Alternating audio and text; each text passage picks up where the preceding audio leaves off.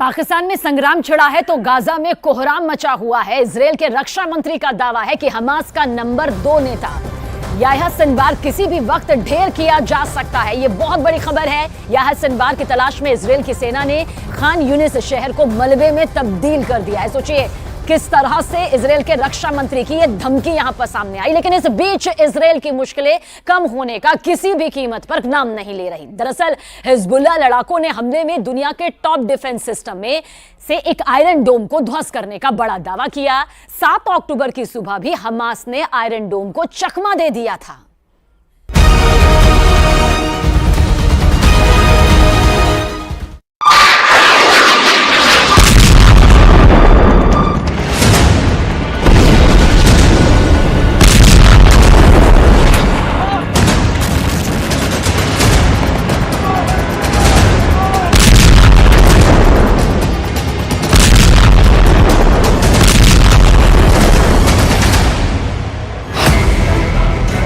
Israel को बड़ा झटका लगा है।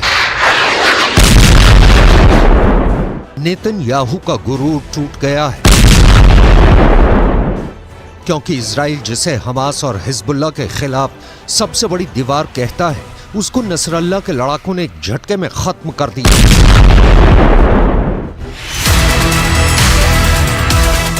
हिजबुल्लाह का दावा है कि उसने इजराइल के आयरन डोम को एक झटके में फोड़ दिया है।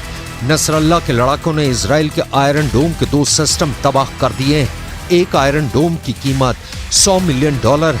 हिंदुस्तान की करेंसी में बात करें तो करीब 800 करोड़। मतलब हिजबुल्लाह ने एक झटके में इजराइल के 1600 करोड़ रुपए तबाह कर दिए। हिजबुल्लाह का कहना है कि उसने उत्तरी इजराइल के कब्री में उसकी बमबारी ने बड़ी तबाही मचाई। यहीं पर आयरन डोम सिस्टम तैनात था।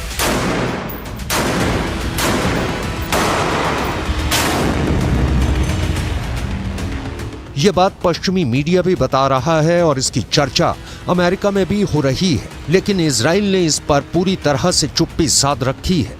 हमास के रॉकेट को रोकने वाला आयरन डोम इस वक्त संकट में है। हर हमले का मुंह तोड़ जवाब देने की धमकी देने वाले नेतन्याहू ने आयरन डोम पर हुए हमले पर अब तक कुछ नहीं बोला है। हालांकि ये तो तय है कि इस हमले ने इजराइल की टेंशन बढ़ा दी है, क्योंकि यही वो सुरक्षा कवच है जिसके बलबूते इजराइल अपने लोगों की हिफाजत करता है। उसकी सीमा में आने वाले रॉकेट और मिसाइल को इजराइल अपने इसी मिसाइल डिफेंस सिस्टम से मार गिराता है।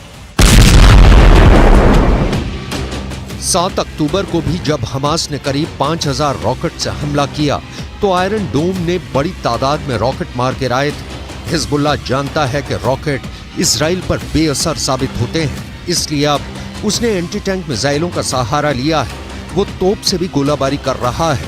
हिजबुल्लाह लगातार इजराइल के लिए सरदर्द बना हुआ है।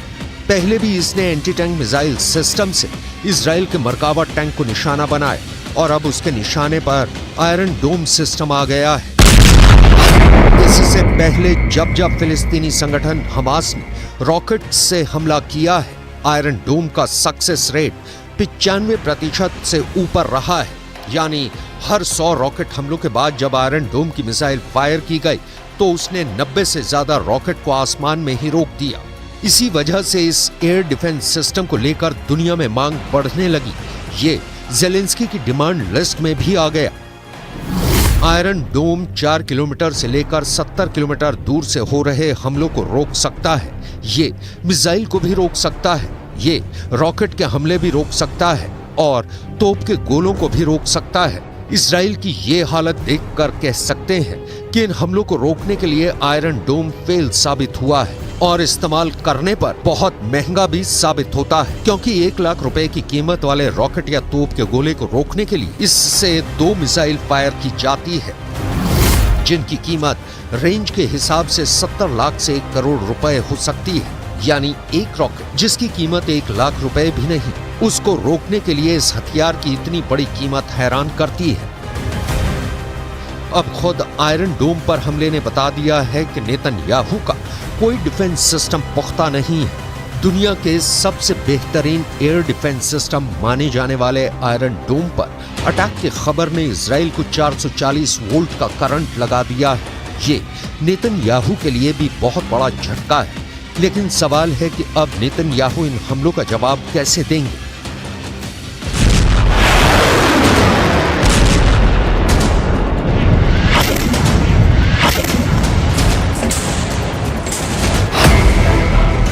हिजबुल्लाह के धमाके के बाद दो लोग बहुत ज्यादा टेंशन में हैं। गाजा और इजराइल के बीच चल रहे युद्ध ने पूरे पश्चिम एशिया को तीसरे विश्व युद्ध के एपिसेंटर में तब्दील कर दिया है और इसकी वजह से दो ताकतें सबसे ज्यादा फिक्र में डूबी हुई हैं।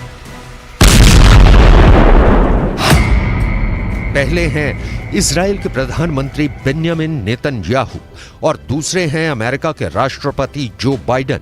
दोनों की टेंशन का मीटर लगातार रेड लाइन को पार करता जा रहा है। इस तस्वीर को लेकर खौफ बहुत ज्यादा है।